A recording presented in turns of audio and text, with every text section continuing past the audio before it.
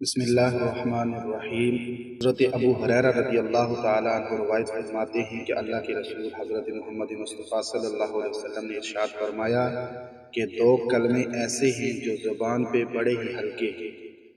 اور میزان میں ان کا جو وزن ہے وہ بہت ہی بھاری ہے، اور حبیبتان للرحمن، اللہ تعالیٰ کو وہ کلمے بہت ہی زیادہ محبوب ہیں، اور وہ کلمے ہیں سبحان اللہ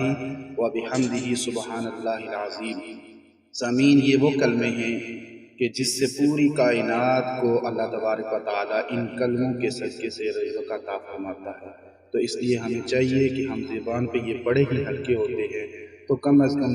صبح روزانہ سبحان اللہ و بحمدہ سبحان اللہ العظیم اگر 100 مرتبہ پڑھیں گے تو رزق میں کبھی بھی تنگی نہیں ہوگی، اور اللہ تبارک و تعالیٰ دنیا اور آخرت میں جتنے بھی آپ کے رزق کے دروازے ہیں،